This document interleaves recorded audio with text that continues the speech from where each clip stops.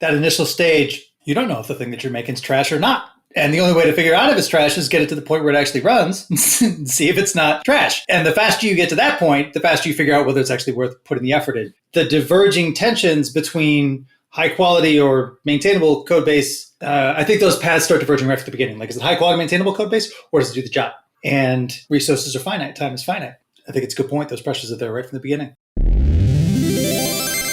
Big thanks to our partners Linode, Fastly, and LaunchDarkly. We love Linode. They keep it fast and simple. Get $100 in credit at linode.com/changelog. Our bandwidth is provided by Fastly. Learn more at fastly.com. And get your feature flags powered by LaunchDarkly. Get a demo at launchdarkly.com.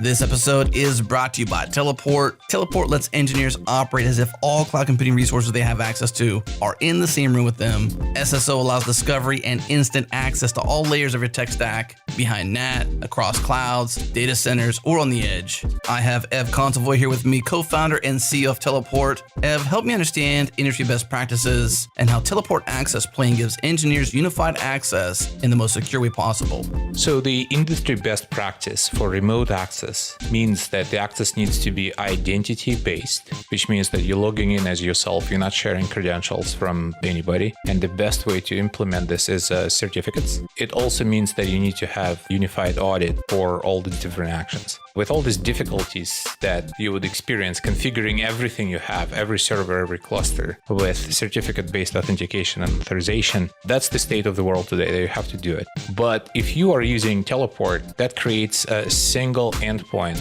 It's a multi-protocol proxy that natively speaks all of these different protocols that you're using. It makes you to go through SSO, single sign-on, and then it transparently allows you to receive certificates for all of your cloud resources.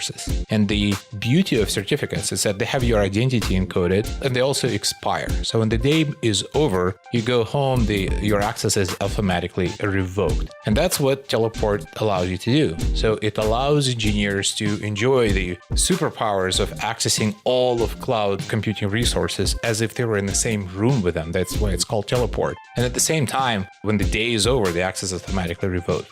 That's the beauty of Teleport. All right, you can try Teleport today in the cloud, self-hosted, or open source. Head to goteleport.com to learn more and get started. Again, goteleport.com.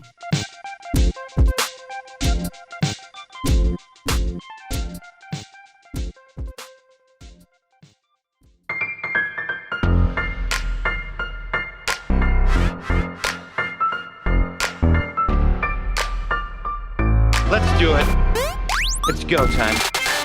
Welcome to Go Time, your source for diverse discussions from around the Go community. Join in on the conversation during our live recordings. On Tuesdays at 3 p.m. U.S. Eastern, we hang out in the Go Time FM channel of Go for Slack and listen along at youtube.com/changelog. Okay, here we go. Take it away, Kris.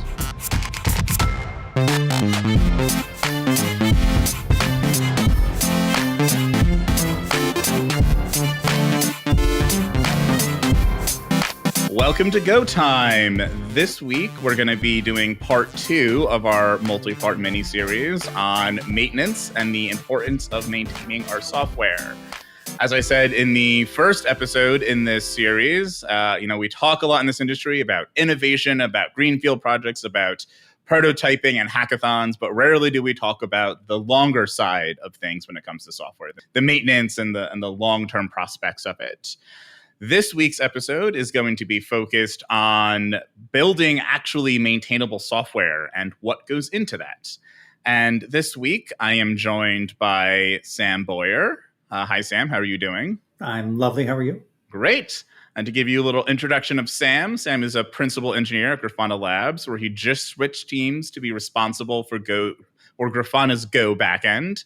The team is nominally in charge of around 250,000 lines of code. Yeah, that's a huge amount of code right there. Sam thinks a lot about code evolution and quality, usually under the umbrella of package management, an area he's been working in for the better part of a decade, as I'm sure many of our listeners are well aware of. And I'm also joined today by Ian Lopshire. How are you today, Ian? I'm doing great. Yeah, and to give you guys an introduction of Ian, Ian is a senior engineer at TimeHop, where he's responsible for keeping TimeHop's Go backend in working order.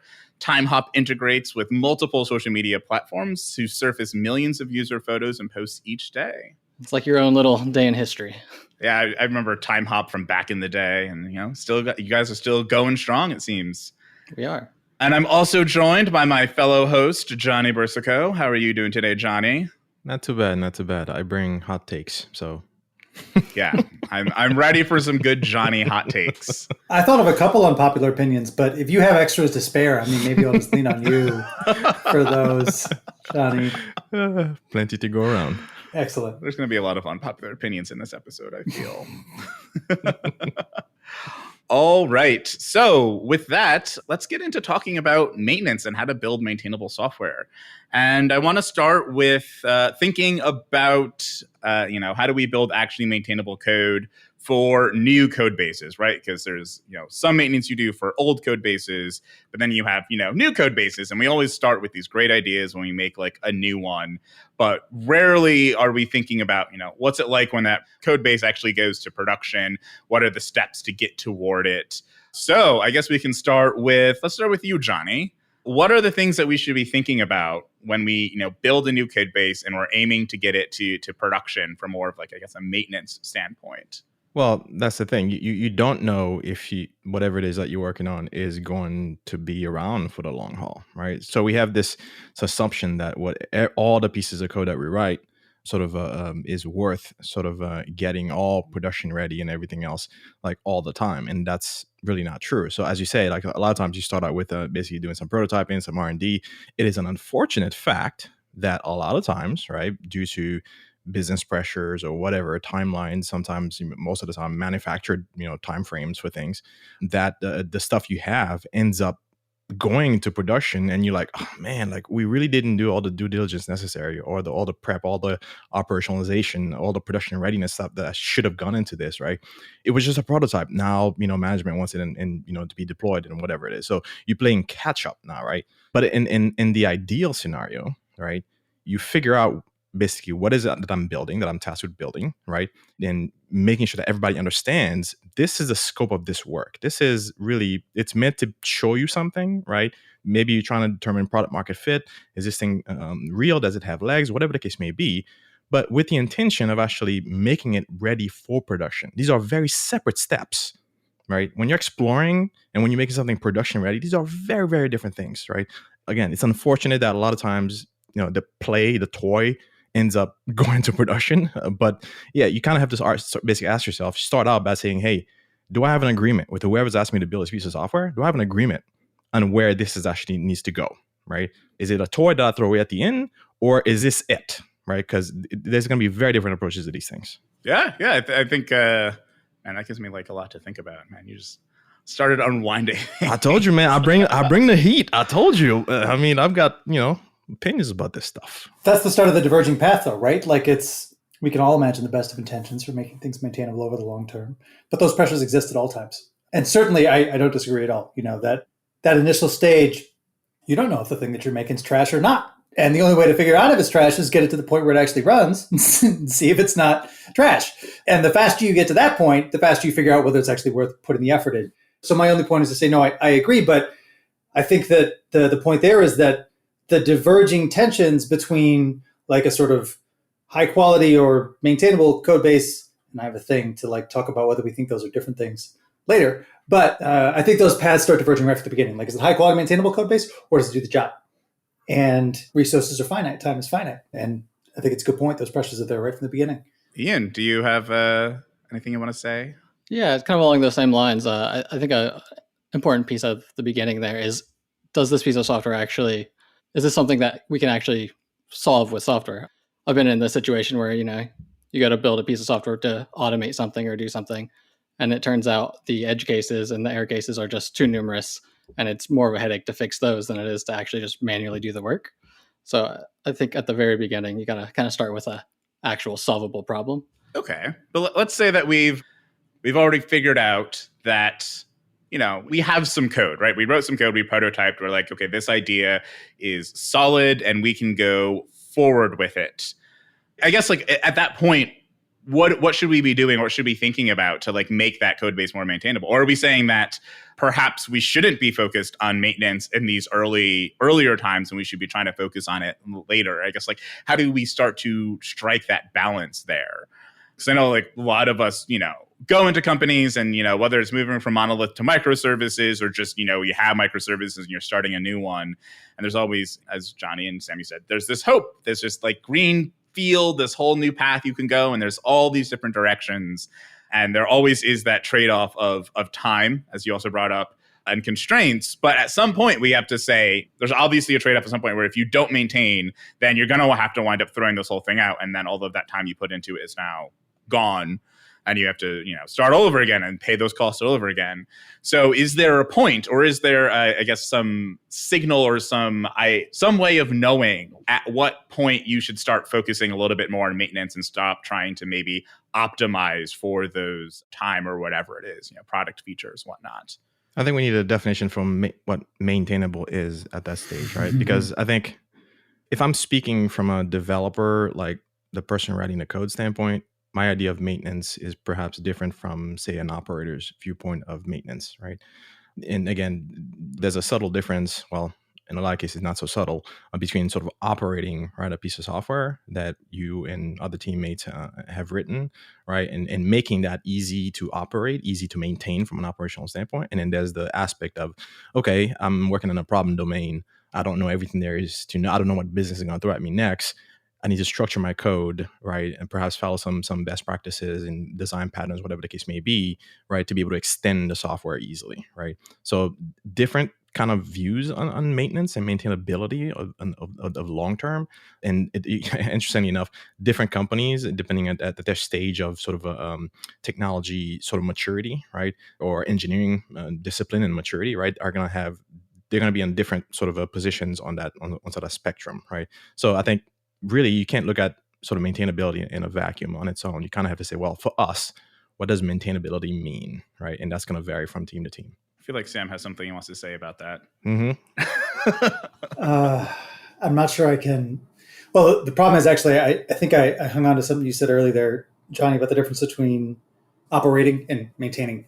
Certainly there are differences, but I don't know. I've had a few thoughts swirling around in my head about what it means to do maintenance, because I do agree, like, we need a definition for what that actually is, right? My sense is that there are two fundamental ways in which we can think about maintenance. One is fixing bugs, and the other is adding features. And those two things have tensions involved, right? But what I was thinking about when you were talking was how I think there actually is a really important commonality between operational characteristics and like development time characteristics. And to me, that's failure locality. It's the idea that I want the computers to tell me as closely as possible how the thing is failing so that I can fix it. And that is true whether I am writing tests, because to me, a good test is something where when it fails, I know right where to look, I know right what to fix. And that's not something that I need to rebuild a ton of context for, or somebody else can come in and do, right? Similarly, when something is failing in one of its operational characteristics, I want to know as closely as possible, like where to look, where to go. So I think there's a common principle there in terms of the way that we should be approaching making, and that's mostly on the bug fixing side, right? Mostly, I think, on the bug fixing side. But maybe where the paths meet in the woods of the two approaches, or of the bug fixing and then the feature adding, is the extent to which, your tests and your telemetry and whatever systems you have set up for consuming your operational information are able to tell you when the thing that you were adding over here broke some stuff over there, right? And quickly guides you to the same thing. Because, I mean, ultimately what we're talking about here is, like, does the software continue to be correct or not? And how can you tell? So I apologize, though, because, like I said, that it kind of took off like a thing you said at the beginning, and I feel like I missed the tail end of it, which is why I was thinking about biting my tongue, but then Kris called on me, so I'm sorry. Ian's got some thoughts too. He looks deep in thought. Yeah, so this idea of like locality, I think, is important for maintainability as well. Like, I feel like if we minimize the amount of like unrelated changes that have to happen to make a change, a desirable change that is maintainable, right? So because maintainability, right, has all these facets, right? Perhaps we can sort of come at it from the other way around. What would we call unmaintainable software, right? How do we define that? I think that's something we perhaps all might agree on, as these are the sets of things, right, in practice that make a piece of software unmaintainable. And I'm sure over the course of our individual careers, we've probably seen a few, right? I mean, you could start with anything you can lint for, right? Like, especially in Go, where there isn't a lot of disagreement about like what should go into linters. That's a lot more common in other languages. But I mean, if you can lint for it, then yeah, like, put basic docs on your functions and your exported members. Maybe don't have insanely short variable names for literally everything that you do. There's the minimum bar, right?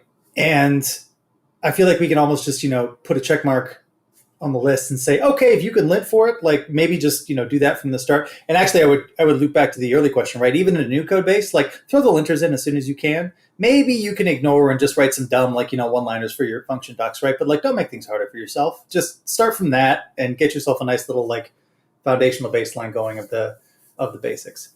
But I used words to identify the easy parts so somebody else can talk about the other things that might be harder to agree on about what makes unmaintainable code, because I think it's a great question. I think coming at this from a negative angle is a good way to do this. Ian, do you have ideas on what makes unmaintainable code? I mean, I do. I think fundamentally untestable code is unmaintainable. If you can't know if it's correct, you can't make changes to it. So some things that make things fundamentally untestable, like heavy use of globals, that sort of thing, I think is probably the biggest thing that sticks out to me. I feel like there's something you said earlier, Ian, that I would classify as making software unmaintainable, which is like, if we don't know what we're building, I feel like that fundamentally makes it very difficult for us to write software that we can maintain. I feel like if you don't know the scope, right? If you haven't sat down and written a scope and written a design, then the resulting software, it might do what you as an individual thought the software should do, but that might be slightly different from what other individuals thought the software would do. And I think that's one of those like longer term maintainability problems. If people have different concepts of what a specific code base or a specific package or a specific function even is supposed to be doing, then when multiple people work on it over time, it kind of atrophies and it kind of falls apart. And I think we've all seen these functions that live in code bases that have just been hijacked to do something completely different from what the original author intended. And you're like, how did that happen? And I feel like that's upstream a scoping problem. That's upstream, like we didn't properly define what this thing was supposed to do. And I feel like that fits in that category of like gnarly things that Sam was just like, you did the easy stuff. This is a harder thing. Well, no, I agree. But I want to ask a maybe annoying question there, which is, so Ian said code that's fundamentally untestable, right? Mm-hmm. How is code that's untestable different from code where the intent is not clear? It's not. If behavior is not defined, like. What if you're testing the wrong thing? Right. Right? Like you have tests, right? You test that right. The assumptions you made, though wrong, pass your tests. Right. I feel like there's that cyclical testing that people tend to get into with unit testing as well, where they test at like the wrong level. And it's like, well, that thing is tested. You've tested it. It does the thing that you thought it was supposed to do, but like the thing you thought you were supposed to do is not the thing that you actually wanted to do. And I think that's the difference there as well. Like you as an individual, if you write the function and then you write the test, then obviously, I mean, I hope that the tests that you wrote have now confirmed that function does what you want. But if, you, Sam, and I have two completely different ideas about what this function is supposed to be doing, we can both write tests and those tests can both pass, but that doesn't solve that, initial problem of like scoping. Like this function itself is still not well defined. So I do think that they are divergent paths, or maybe like one encapsulates the other, right? Like if you have untestable code, then you've most definitely probably scoped it wrong. But scoping it wrong doesn't necessarily mean that it's untestable. Yeah, no, that certainly is the case. I agree. I do think there's a difference between these things, but I think that it's worth asking that question because having a clear sense of like what it is that this code's supposed to do, the boundaries within which it's supposed to exist, is astonishingly important to like actually trying to maintain a code, especially as a code base gets larger. Should this function go in this package? Should it be a new package. Why? What's the logic by which we are grouping these things? Is there some like broader theme that we can use to decide that this is how we actually organize our code? This is where we ought to look for something like that. These, as your code base grows larger, and you can't just kind of, oomph your way through, like finding things inside of it, like having larger patterns for why code gets grouped in different ways, having larger structural patterns, whether those are something like formally defined by like type checkable interface contracts, less formally defined in terms of like naming convention patterns, or really informally defined, but still very important in terms of like general patterns and responsibilities. And like, we're going to put a collection of packages under a single tree that are servicey shaped or something like that, right? As your code base gets larger, and take note from that intro bit where I'm currently thinking about and mostly learning a 250,000 line code base at the moment, having patterns and structures like this, I think do an enormous amount to orienting the maintainer, who inevitably, given a large enough code base, you just have to assume that every maintainer is basically naive at some level about what's in some code. They do a lot to orient the user, the maintainer, towards intent, which is the first step towards being able to figure out what should be tested, which is the next step on the path to figuring out whether the thing does what it's supposed to do after, in the first place. So. Mm-hmm. So you don't wake up one day and you have an unmaintainable code base, right? No. You're going with the same like terminology that we established. So you gradually get there. So we've already sort of created, or at least identified the nuance between correct code and testable code. The two are not necessarily the same thing, right? But I think, to me, you start to gradually get towards an unmaintainable code as you start to let your technical debt, that's not a bad word. That's not a dirty set of words, right? Technical debt is absolutely, I think that's necessary, right? And when you're evolving software, as long as you pay it back. If you don't have debt, you haven't done anything great. Exactly. Literally, you need technical debt is part of the currency, right? That you have, right, to trade for things, basically to pay an upfront cost for a certain feature, right, and then to come back and actually, like fix the things that really make it maintainable in the long term, right? So when you don't address your technical debt, you start to creep towards that unmaintainability, where to the point where it's like, oh man, like I'm looking at a code base which has been around for a couple of years, and there's 3 different ways to do the same thing with a slightly different parameterization. This one accepts, like an empty interface here because somebody wanted to make it super flexible, but they didn't understand enough about the problem domain. Now you end up having to create another one with more specific. You can see those like sprinkles of just different people trying to solve the same problem in different ways, and not basically saying, okay, we've done enough sort of damage, right? We have an understanding of what it is that this thing's supposed to do now. Can we just take a minute, take a step back, take all the different ways we do the same thing, refactor, right, for maintainability, right? As opposed to somebody come in, next week and says, oh, now I need a slightly different version of this thing. Now you have 4 ways of doing the same thing, right? So you start that march towards, increasingly unmaintainable software. But is any software truly unmaintainable? That would mean that you can never do anything else to it, unless you're basically on a code freeze. That's it. It's done. You're never touching it again.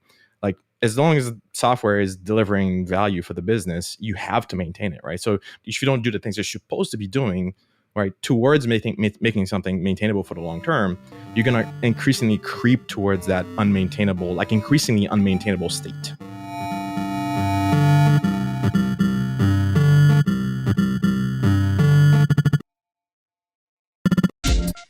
This episode is brought to you by our friends at LaunchDarkly. Feature management for the modern enterprise. Power testing in production at any scale. Here's how it works. LaunchDarkly enables development teams and operation teams to deploy code at any time, even if a feature isn't ready to release to users. Wrapping code with feature flags gives you the safety to test new features and infrastructure in your production environments without impacting the wrong end users. When you're ready to release more widely, update the flag status, and the changes are made instantaneously by the real-time streaming architecture. Eliminate risk, deliver value, get started for free today at launchdarkly.com.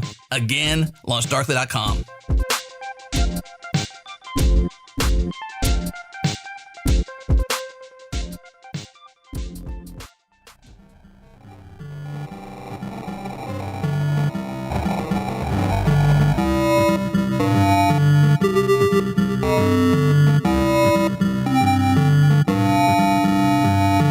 Have you guys heard the rant about the word performant and how it's a made up word that doesn't mean anything. Like, is the software performant? What does that mean? What does that mean? How fast is performant? So I ask it here because I think maintainable is the same kind of problem, right? Mm-hmm.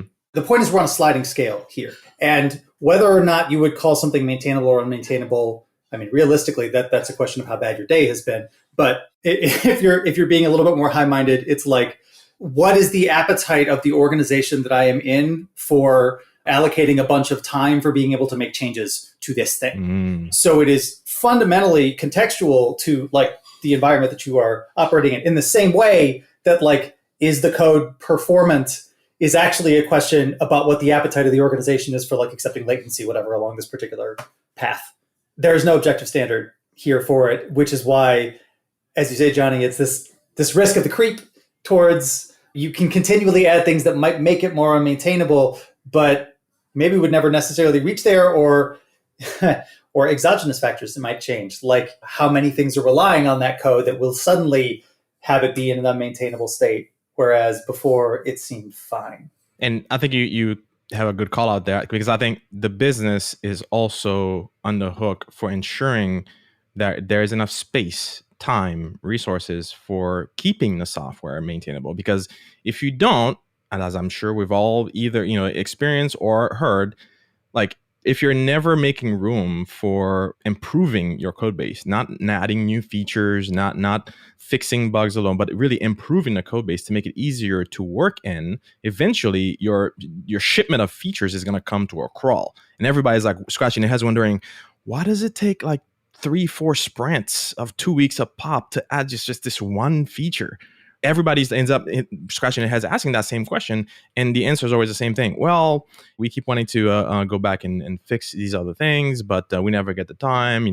There's always a demand for ship this next thing. This is important about this, whatever it is, right? Basically, the business is not caring about what it takes, what behind the scenes, the things that they can't see, right? We're the engineers. We need to make the case for the time, the resources, the space, right, to improve the code base. If we don't do that, the business is not going to do that for us automatically. To them, it's like, hey, can I get this? And you deliver it. Okay, here's what's next. Can I get this? Because they have pressures from customers, from stakeholders, right? As long as you keep giving them stuff, they're going to keep asking for more stuff, right? If you don't fight for the space and time to make your code base maintainable, right, easier to keep adding things to, that's how you get in trouble.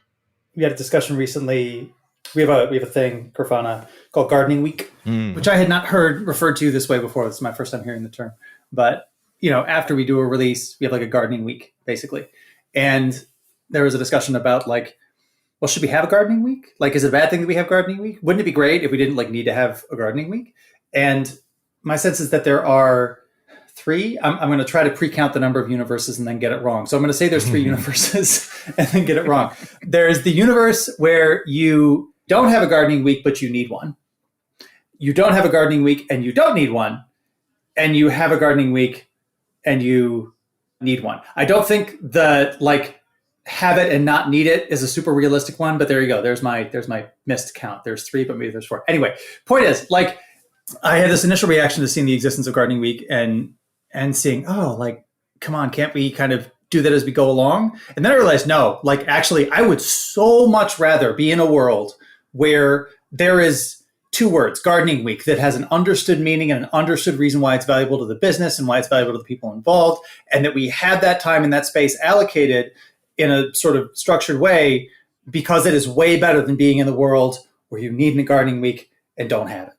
I would love to be in a world where we don't need one at all. I'm not sure that's ever realistic, but having phrases like this, I think, help to maybe make it less of a fight all the time to have to advocate for this. But if you don't have one and you need one, you need to advocate, because otherwise it's not going to, you're just going to, keep on trying to push that Sisyphean rock up the hill and struggling. And the business will only see things slowing down and not really understand why. And I guess I have a sort of question off of that, but I want to preface it with something. Like the code bases I've worked on that have been unmaintainable, or it feels like unmaintainable, where it's like this thing should take a week and instead it's taking 4 months to do. This is miserable. I hate everything, right? Whenever I've wound up in one of those situations, it's always like, it's not like one big thing that's the problem. It's always like thousands of little tiny things. And then you look at those in isolation and everybody's like, well, that's a little thing. So is it really worth it to go and fix it? There's all this other stuff we need to do. Like, it's always like, we know that it's death by 1,000 paper cuts, but we never want to like stop any one of those paper cuts from happening. So the question I have based on that is like, is gardening week enough? Or should we actually be pushing further and saying, we want like a gardening team? Because I think there's this, myth that exists in our industry that like, people wouldn't like working on said team. It'd be like this miserable thing where like, oh, well, that's the team of people that doesn't get to do the fun stuff of building features and building new products and doing all of that. But I think, and I have some friends that are like this, that is like, no, just give them code base. Let them go and just like clean up some certain parts of code bases. Scratch that itch. Yeah, like the garbage man. Like every city, like imagine what our cities would be like if there were no garbage people, right? Not garbage people, but like trash collectors. That's a better. I mean, it'd be good to have a city that has. I didn't hear it till you said it. I mean, it would be a wonderful world if we didn't have garbage people. Imagine a world if we didn't have trash collectors, right? Like our streets would be disgusting, our cities would be awful, but like there's no one there that's saying like, and there's some people that are trash collectors and that they love their life. Like they are so happy with like what their job is and how they live their life. And I think there's like a significant portion of software engineers that want to do that sort of thing, that are like, let me like take this part of the code base that has that function that has like 15 parameters. And let's just like, I'm going to think about it and refactor it and just make it better. So the next time someone comes through, it's like not as bad to be in that space. But I'm wondering if that's something that we should be pushing for, or if there's like another version of that, or is it just like, well, let's just start with gardening weeks and then we can figure out what we should be doing after we have this at like most of the organizations. I don't think that's something that needs to be optional personally, right? If I'm running a team, if I'm an engineering manager, unless the team is gelling so well that I don't need to formalize the process, right? I'm just making it a formalized process, right? I'm just making it just like, going on call. There's a rotation schedule. You go in that squad, other people call it health squad, right? We can call it gardeners if you want, right? So, but you do your time in there, right? And I say that, I don't want it to sound like it's a punishment or a chore. I think every engineer needs to understand what it's like to work on greenfield projects. And they also need to understand how you maintain existing software that's been around for a while, that is making money for the business and paying your salary, right? You need to understand how that software works. And because when we need to change it, maintain it, right? Add features, fix security holes, or whatever it is, right? Everybody should be somewhat well-versed, right, in that software. And obviously different people, depending on tenure and seniority, whatever, they're going to have a much better time at sort of holding the whole problem domain in their heads, depending on how large your code base is and all these other factors. But at least everybody's working towards a shared common understanding, right, of the software, so that we can all keep this thing alive that's paying our salaries, right? So I think this is something that every engineer, right, should feel responsible for, basically contributing to the health, right, of a piece of code base, or however many you have in case of microservices or whatever. I would question, though, if that's actually a good idea. Because here's where I'm coming. Like, I always pull analogies from like other things. I gave a talk at GopherCon where I basically talked about like how we're similar to the publishing industry. And when I hear like everybody needs to do like a rotation on this team to help clean up the code base, I hear like everybody needs to become a copy editor.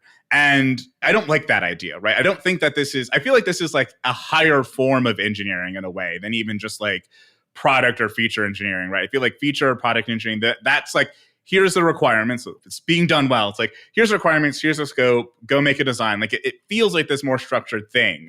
Whereas when you're trying to like do gardening or doing maintenance of a code base, I know that's still kind of a nebulous word right now, but when you're trying to do this, it's like trying to pull out value when you don't necessarily have that level of structure, especially within organizations, to make that happen. And I think the thing I worry about is like making bad trade-offs when it comes to trying to garden your code bases, right? Because just like we have to make trade-offs when it comes to product features, we have to make trade-offs when it comes to guarding, right? There's 1,000 paper cuts that are happening here. We have to decide, which ones are at a part of your body that's just annoying and which ones are like slicing an artery that is going to make you bleed out. Gosh, Kris. Your analogies, my friend. These analogies are escalating, right? Like up and away. But I feel like that's like a very difficult thing to figure out and to determine. And I feel like there are people that are really good at like that prototyping, that hackathon style engineering. I feel like there's, people that are really good at this more maintenance mindset engineering. And just like I don't want to put maintenance people into hackathon style stuff because they burn out, they are miserable. I don't want to take people that would rather just be doing product features, or really rather be like, give me a ticket, I'll do that ticket, and then I move on, in a situation where now it's just like, here's a code base, go make it better, or go figure out the things that we need to do to make it better. So yeah, I think that's where I fall on that. I disagree with you on that. And because... Disagreement. Nice. So this idea of like greenfield development, right? Like I think in a lot of ways, it's an easier process. You're starting from new, you don't have a lot of things to consider. But you can only do it well if you have had the experience of having to go back and change things. So if all you do is build greenfield stuff, you're going to leave a trail of debt behind you and never realize it. So if you have this distinction between a maintenance engineer and a greenfield engineer, I think you're going to kind of end up with bad software. It's not necessarily saying that you have to be one or the other. It's more so saying that like we shouldn't make everybody like that's why I don't like it being a rotation, right? That's the thing I was more objecting to than anything else. It's like, if people don't want to do this, that seems like an option that we can have, in the same way that I think if people don't want to do product engineering, for example, like we're not like every engineer that works at a company must do product engineering. So I don't think that, every engineer should have to do maintenance work. I think they should have to be aware of the maintenance work that goes on, right? We can't, just like in observability, we can't just like, or with SREs, we can't just be like, the SREs will just take care of all of our reliability things. Like the engineers still have to care about this. But I think it's important to make the distinction of like, who winds up working on this like the most and who develops like the ethos of it, right? So yeah, I mean, but I don't disagree with you either. because I think it is important to get people seeing the repercussions of what they build, right? We can't have a world where there are just like, I mean, that's kind of the world we live in right now, where there's just a bunch of people running around creating stuff, and then they're never around to pay for, the repercussions of it, whether that's because, it's kind of built into the organization, or because, it's a startup or whatever. And, oh, well, we built this thing and now we've made an exit, and now the next group of people can deal with all of our terrible decisions. Whatever form it takes of like cut and run, we don't want people to be doing that sort of thing. So I think it is important for people to understand maintenance, which is also why I guess I'm trying to like raise maintenance engineering to a higher level, right? It's like, maintenance engineering in some ways probably should be above product engineering, because you can't do product engineering without maintenance engineering, but you can definitely do maintenance engineering without product engineering, because there's some code bases that have been around for decades that's just like, no, your job is to keep this going. We're not adding features to it. We're not doing anything new with it, but we have to keep this thing going. I don't know. I would point back to, at least on the maintenance engineering is a higher form than product engineering. I'm not sure I can compare them. I would go back to Johnny's earlier point about technical debt, and you borrow money to start a company. You take on debt for a good reason, and it's because you're trying to make something on the outside. But I would say the debt you have to take on needs to be good debt, right? There's good debt and there's bad debt. Well, we can push the analogy too far. but I do feel like this does come up in our code bases, though, because there's some code bases where like this technical debt, like this is acceptable for the trade-off we got. And there's other technical debt you're like, why? This was not debt we needed to take on, or this was debt we were never going to be able to pay down. I think that's worthy of like making sure we understand the debt that we're taking on, which I feel like is what maintenance engineers would understand a little bit better than people that aren't as focused on like what the repercussions of different types of technical debt we might take on.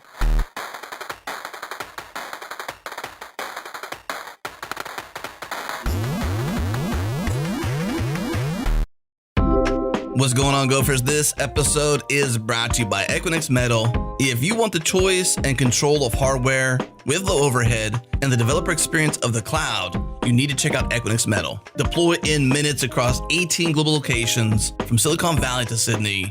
Visit metal.equinix.com/justaddmetal and receive $100 in credit to play with. Again, metal.equinix.com/justaddmetal.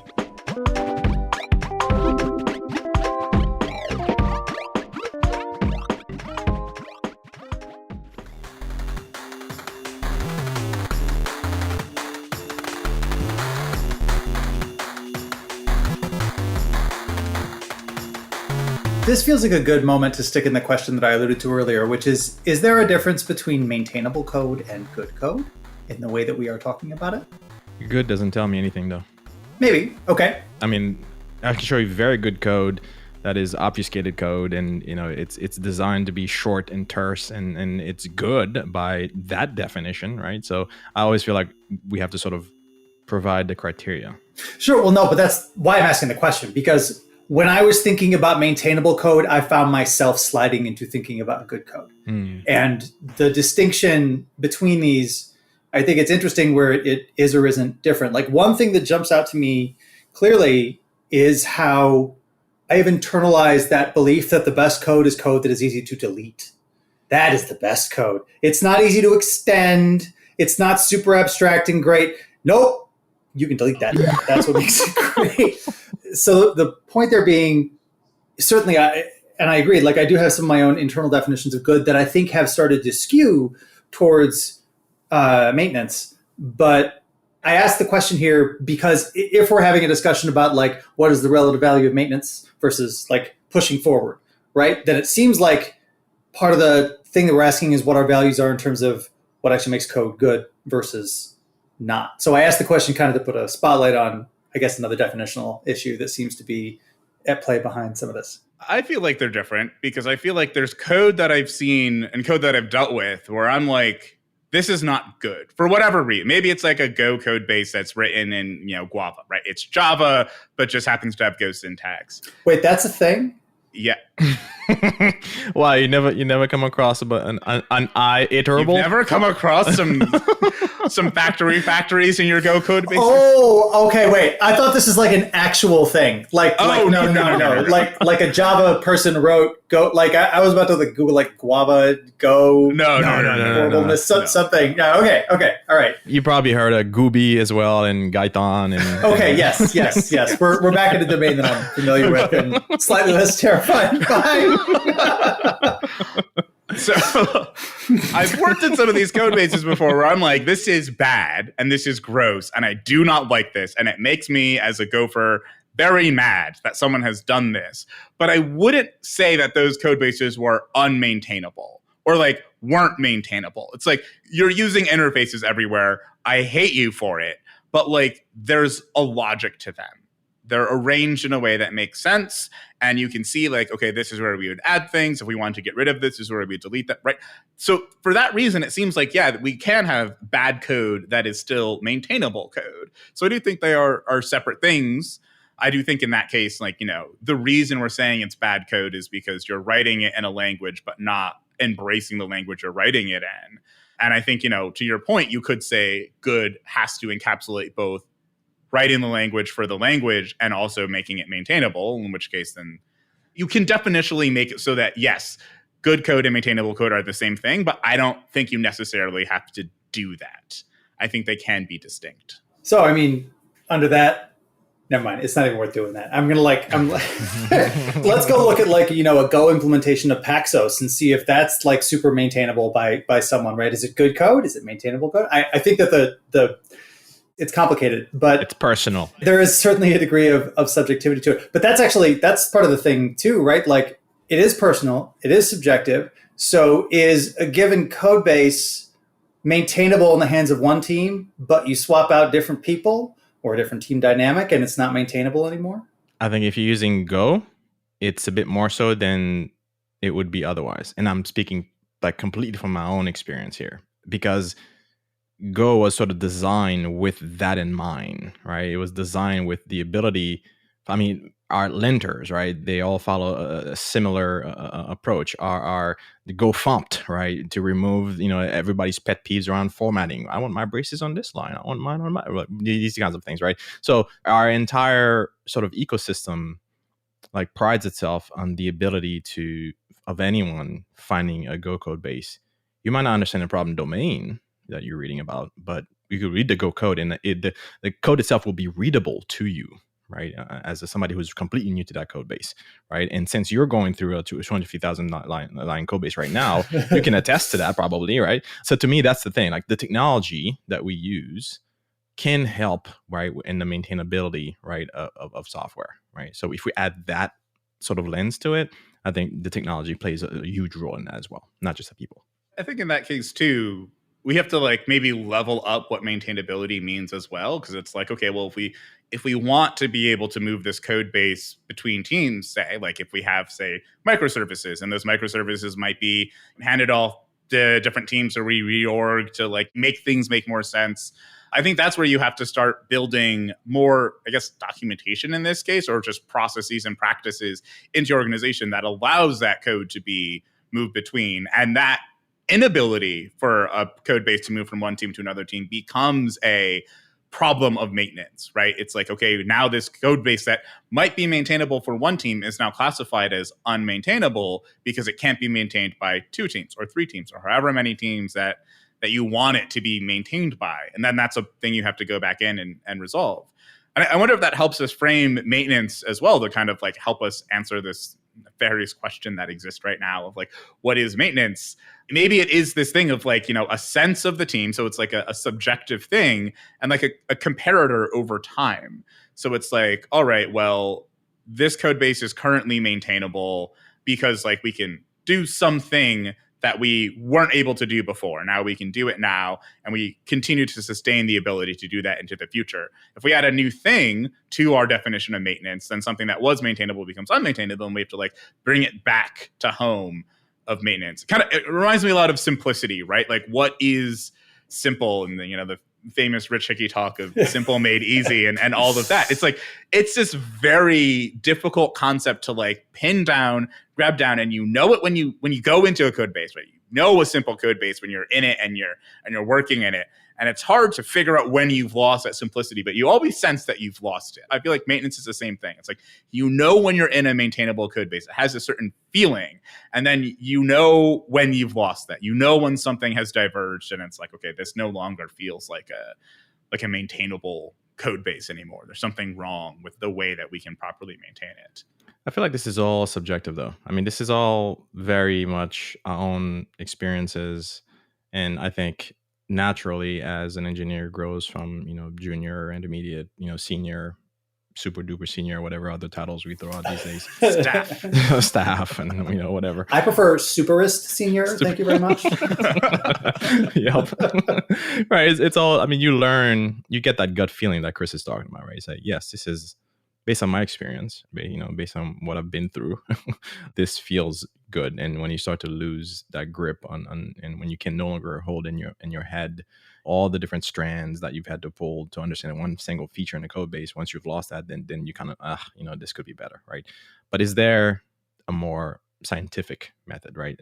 Like I remember back in my Ruby days, we relied quite a bit on things like code climate and whatnot to measure things like cyclomatic complexity and sort of repetition, all these kinds of things, like some heuristics, and trying to figure out, okay, based on a common set of agreed upon don't do's, in this case the Ruby community, right? These are the things you should avoid doing in your code base. So you get that feedback almost immediately, right? You open up a PR and then boom, you've got some feedback from a machine, right? Not from another human, from a machine telling you, hey, we ran some linters and this is what we found. Rubocop yelling at you. I mean, I remember I'd be fighting Rubocop every day on every MPR because I'd be like, oh, okay, fine, I have to go and fix that, right? Oh, okay, fine. Like, but you paying that cost and you have a machine helping you, right, to identify these things, and all in the hope that you will not get to a point where you've got so many of these the accumulation of these minor paper cuts, right? We call them, that the code base becomes sort of, every time you're in there, it's kind of feels yucky, kind of feels that feeling that you're talking about, Kris. Like, it's like, oh man, we have too many, little pinpricks here kind of thing. Is there such a thing in Go? Obviously, we have our linters, we can have that sort of immediate feedback mechanism, but do we all agree on patterns and best practices and things? The stuff that we sort of usually throw the word idiomatic Go, is that our common set of patterns? Is that as scientific as we get? I feel like for Go, we could probably get at least part of the way there. Like once again, I'm always thinking about writing because I'm a writer. I'm kind of thinking of like, manuals of style and how when you have a manual style, it has a lot of very strong opinions about this is how you do things. Exactly. For those wondering what we're laughing about, Sam just pulled up a book on style. Yeah, it's Drunk and White. It's a classic. The book on style, in fact. Yes. The book. Yep. The book. Indeed. Chicago Manual of Style sitting on my bookshelf right over there. Oh, it's a fight. It's a fight. Yeah. Writer's version of tabs versus spaces. Yeah. Yep. Yeah, exactly. It's like the famous, like, you have closing quotation marks. Does the comma go inside or outside of that? Mm-hmm. Right? Like, outside. There are these things that are like, I don't think there is an objective answer, but we still need an answer. So I think like if we as a community or if we as a group of people can craft something like that, then I think the answer to your question is like, yes. I feel like there is a more scientific approach we can take to things. But I think for us, especially, if you take kind of wider angle of it, not just Go, I don't think so. I think a lot about like, once again, writing. It's like what's good in a romance novel or like one of those trashy, airport romance novels versus what's good in the New York Times is going to be very different. And neither is wrong. And you probably wouldn't want to label either one as wrong. And I feel like code is the same way. Right? What is good in Go is not the same as what is good in Java. And I think even within Go code bases, what's good in some Go code bases is probably not good in others. Like I think of the use of the unsafe package or the use of the sync package. Like some teams and some organizations, that's a good decision. That's a good thing to use. It's like you have the engineers with the experience. Other teams probably shouldn't be doing that. Like someone's going to like blow off their foot with that. Man, gruesome analogies today. Seriously. It's just, and also, I don't know about you, but I start every main package with a compare and swap because that's just how I roll. Why use mutexes when you can use atomics? Like, come on. Seriously, it's all the cool kids are doing. I think it's like one of those things that like, if you define enough components of it, though, you can get toward a more objective thing. But I think it will always have hefty amounts of subjectivity that you need to kind of abide by. And I think we as a Go community, I think this is like a thing that we need to do is we need to start writing these things down more, right? When you look at the Chicago Manual Style or the AP style book, like they didn't just appear as 1,000-page, well, the AP Manual Styles shorter, but they didn't just appear as these like huge books. The important parts. They appeared over time. Okay, I have problems with Drunk and White, but we are not. Style, the good parts. 85 the elements of pages. What is this 1,000-page business you're talking about? Continue. There are some antiquated things in that book. Anyway. Yes, there are. They didn't just spring out of nothing. They were developed by like smaller style sheets for specific books over time and then compounded over time. So it's like, I think we as a community need to start just doing that action of like more people writing manuals of style. And there's some out there, right? You go, I think Uber has one for Go. I think Facebook has one for Go. You can go look, you find them, but they're all very, very, very short. Not even 85 pages, right? These are like, 5 pages. And I think that's what makes it so hard to understand what maintainability is at the end of the day. Because, once again, to go back to the paper cuts, those small paper cuts are those small little decisions that aren't being aligned over time. It's the equivalent of like not making a decision about whether the comma goes inside or outside the quotes. And then it's like different for every paragraph in the whole book. And it's like, pick a way to do it and then stick with it. It's one of the reasons we love GoFumped. It's like brackets go here. Like these things go in these places and that's where they live. And now we don't have to think about it. We don't have to care about these things. That was a very, very long way of answering your question. I hope I actually captured some of it. Can I try to sum that up into a pseudo-scientific, still subjective, but something that has more numbery bits in it? Go for it. I want to loop back on the correctness bit that we were talking about earlier. I mean, everything you were talking about just now are essentially correctness criteria. Not formal verification correctness, but like it's correct if it passes linting and not if it doesn't. I would offer that the maintainability of a code base, starting just accepting the premise, this is subjective because I don't see any way around it, is the ratio. You can understand the maintainability of a code base by looking at the ratio of time spent researching what is correct versus making the thing correct. Whether you're talking about trying to fix a bug, and so, failure locality, right? Like, how long does it take to figure out why the thing is failing? How long does it take to figure out the rule you should apply in deciding how to fix the thing versus actually fixing the thing? That ratio, which, yes, like, will vary from person to person based on the length of their experience, their familiarity with the code base. But again, I don't see a way around it. I think that may be the kind of core of what we're driving at here. I feel like that sums up what I took like 10 minutes to say.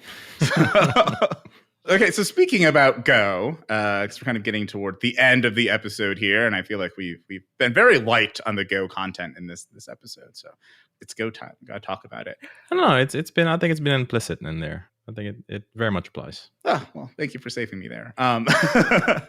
But is there anything that I guess any of you would give as, what makes Go a good language for building like maintainable code bases? Like what things do we have that are like, yes, like this is why I like and enjoy writing maintainable code for, knowing that we haven't quite defined maintainability that well, but this is what I like that Go has that makes it so I can write maintainable code. And then what are some things, if there are any, that make Go a bad language for said maintainability?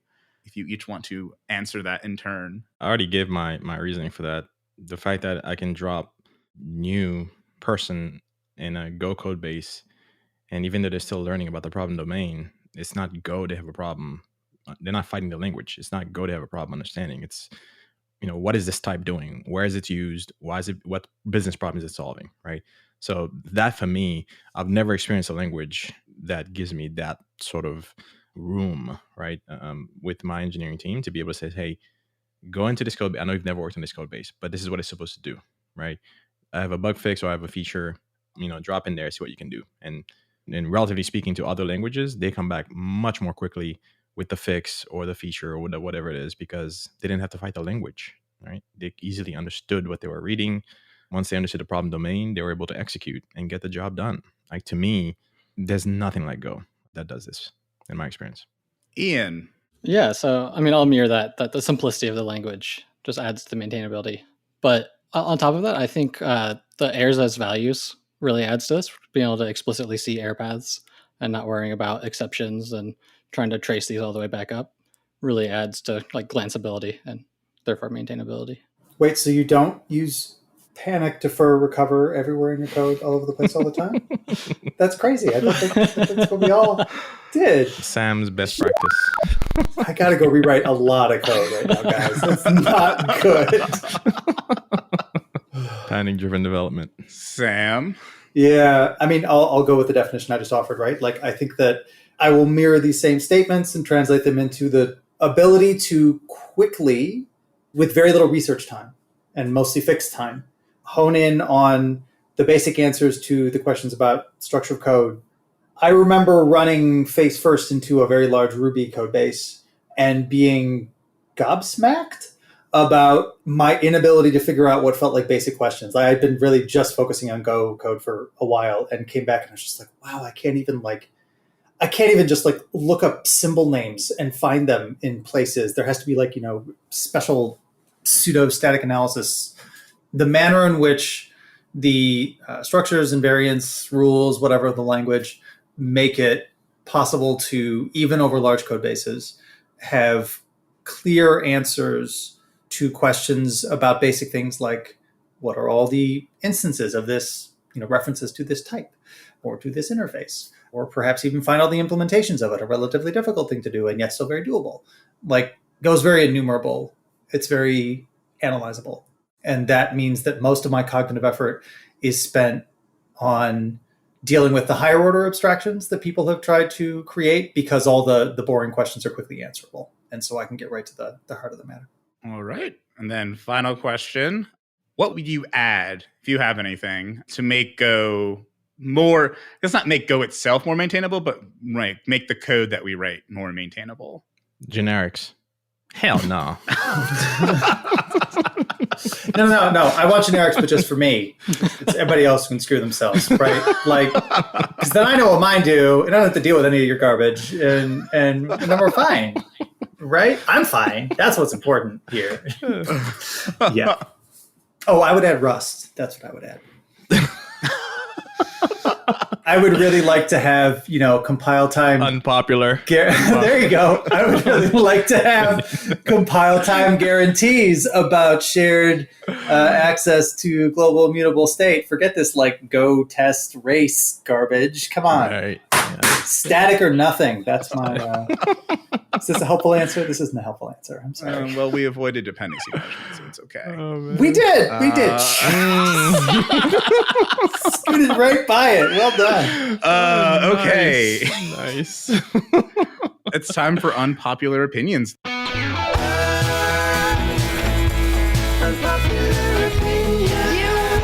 actually think you should probably leave.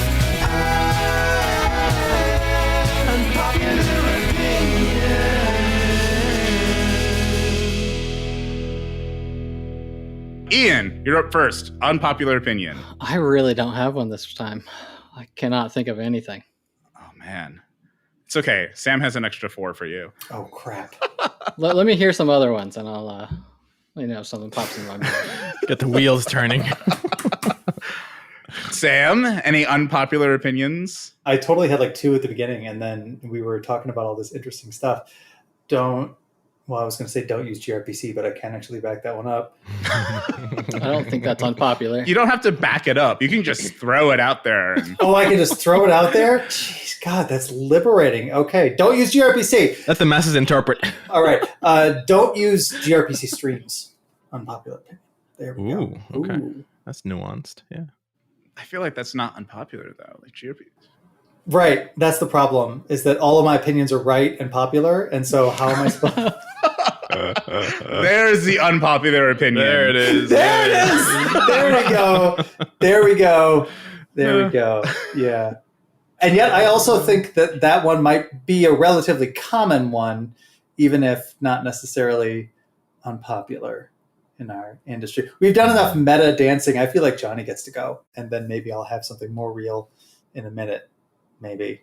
Johnny, I know you have many unpopular opinions, so... Yeah, let me formalize it into an actual unpopular opinion. I don't think you should have separate teams, feature teams, health squads, folks who only work, on greenfield stuff or whatever. And I don't believe in sort of, because what if I was hired and I was put on the bug squash team and then I want to work on some feature stuff? What, am I never going to get a chance to do that? Right? No, I think teams should be loose in terms of their memberships. And people can just, if you want to have formalized rotation, to put people in different teams, and that goes for on-call as well. I firmly believe that if you're on a team writing software that goes into production and it needs to be operated, right? I think you need to be on the hook for when something goes wrong. You're in a pager, you get called as a responder, right? I think that perhaps that is another opinion, but I think you need to be part of that rotation as well. It all basically falls under this umbrella that as an engineer, you need to be exposed through basically to all the layers, right, of the stack as it pertains to running the piece of software that helps a business make money. I think you need to understand each, maybe even spend some time in support, be at the front lines of customer requests and bug filings or whatever it is, right? So play a role in each layer of that. And trust me, this is not a punishment. This is going to make you exponentially better engineer if you understand the different vectors, right, of things that are coming at your piece of software that you're writing, that your team's responsible for. That's going to give you superpowers as an engineer. That's all I can say. I think I agree with that. Not the on-call stuff, because I don't wake up for anything when I'm asleep. So the thing's just going to be broken until I wake up in the morning. So if that's okay, then sure. But I feel like maybe on-call should be for... You wouldn't do well on my team. This is also why I purposefully avoid roles that have on-call components to them, because I know this about myself. So it's good to know thyself. Yes. Man who understands his constraints. I mean, respect, right? I like high-level stuff. Yeah. I like being at 30,000 feet. I can come down to the ground at some point, but and on calls usually not at 30,000 feet. That's for the birds. You're a little bit lower, but no, I think you're right though. I mean, I've been doing a bunch of security engineering related work at work, and I'm like, more people need to understand security, not to implement it themselves. Please don't go roll your own crypto. But I think from like actually getting in and understanding how, public key infrastructure, how certs work, how public-private key pairs work, how like cryptography in general works. Like, I think enough people don't get exposed to that because security is like in this specialized area. I think reliability is the same sort of thing where it's like, there's the SRE team. They tackle stuff. So I am in general agreement with you. I think software engineers need to be taking more on as far as like what their remit is. It shouldn't just be go build some products, go write some code. Chris is like, I agree, except when it applies to me. I can agree with something in general and know that it wouldn't work that well for me. I mean, like, I could do on-call just during the day hours, like, or more so, I just will write software that doesn't crash at night. So that's Ooh, okay. Or doesn't crash at all. There's the... Ooh, see, that's the trick. Or only crashes. Crash only software. Which is a real thing. That's a great thing. Ian, I do have one if you want another minute to think. Otherwise, go. You can go ahead. Do not use semantic versioning for any versioning system that you create unless you can define what backwards compatibility means clearly and precisely. Mm-hmm. Yeah. Skating into dependency management. Just yeah. That is a little subtweet there, but yeah. Yeah. Just sneaking in. Yeah, Snuck that one in. Just yeah. I got you. I mean, I don't know if that's going to be. It'll be popular among some people and very unpopular among other people. So the conditionality makes it very interesting. If I've had previous conversations with you about it, you know that there's a deep troll in that statement too. But I'm not gonna unroll it here. So I was gonna say, depending on how there's going to be a whole swath of new Go developers who have no idea of the backstory for all this. But there's going to be a bunch of people who are like, yeah, I get what you mean. We get what you're putting down. I think it's a statement that stands on its own, though, independent of any history. So, right. Yeah. There's a lot there to that one. I think it hooks into like the episode. We started out just talking about maintenance, and we're like, maybe we should define what maintenance is. So if there's a specific thing that's at the crux, I feel like when it comes to semantic versioning, the thing at the crux of it is this idea of backwards compatibility, because like that's what all of the digits in it are about, is like how much have you maintained backwards compatibility? If you don't define what that means, well, you kind of have a problem. You wind up with that function that is like means different things to the different people, and then it has 14 parameters. And they still don't describe the entire possible space. Because thus far, we've been talking mostly about maintenance as though it's something which is kind of confined to a single team, which kind of isn't true when you've got a blast radius that is as large as your depender space. This is why this is a series and not an episode. Yeah. But yeah, I've never, ever run into a code base that I've maintained that has a 14 parameter function that only has 3 lines of code. Never. I've never felt that situation happen. Not even one time? Never have I ever. The thing about it is, in that situation too, that code is like, this is actually correct for the state of the code base right now, and I'm mad about it. Yeah, just one 14 parameter function calling another 14 parameter function. Well, I would hope it's at least like a 14 calling a 13. So you're doing like partial function application all the way down. You're just peeling parameters off like one at a time. Does it not do that? Now I'm picturing like a code pyramid. It was an unpleasant situation when I had to refactor a lot of code to get rid of that. Okay. And I looked at it and I'm like, this looks wrong, but it's not wrong. All right, merge it. Yeah, it was a bad situation. Anyway, Ian, unpopular opinion. Got anything? It doesn't have to be related to Go or code. It is not related, but I do have something. Okay. I do not think variables belong in paths of URLs, like especially in APIs. I think we have query parameters that are built for this. So all these APIs that are /1 to get something, I think that was a misstep. You're old school, huh? When I started, REST was already a thing. I think it was just a bad thing, like clean URLs.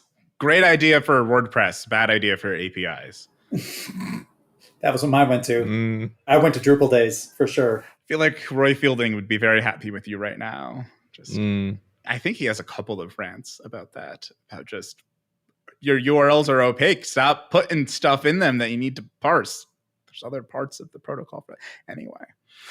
Yes, all good unpopular opinions. Oh, so we think. Sometimes they end up being popular anyways. Like, I'm not really sure how many of these are going to wind up being popular. I feel like it could be, it's like an actual, like, I'm wondering what the poll results will say. Because we do go and we poll all of these on Twitter. So should be good.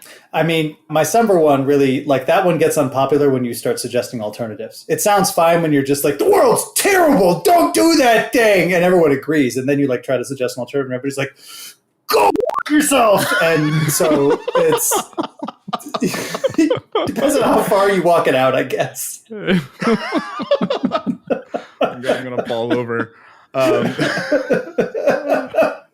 We haven't had a bleep on the show in a while, so this is gonna be a good one. Sorry. I really should have inquired at the beginning. Oh, I mean, Peter got his one swear, so I feel like you also can get a couple swears in. Okay. All right. Okay. We're a mostly family friendly show. Gotcha. Noted. I'll remember for next time.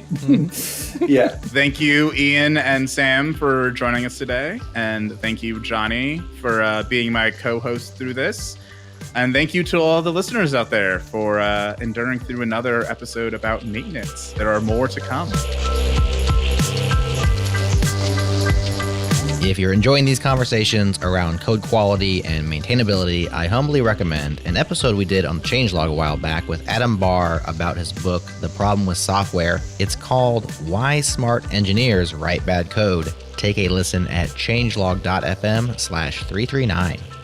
And if GoTime is your jam, take it to the next level with a Changelog Plus subscription. That's the best way to directly support the show and make the ads disappear. And during the month of September, we're throwing in a free t-shirt of your choice when you sign up on the yearly plan. So you can rep GoTime in meat space in a comfy tee. Sign up today at changelog.com/++ and we'll send you a coupon code for that free t-shirt. GoTime is produced by Jared Santo with music by Breakmaster Cylinder. We are brought to you by Fastly, LaunchDarkly, and Linode. Next time on GoTime, Natalie invites Bill Kennedy and Cao Shang to talk about books on Go. We'll have that one ready for you next week.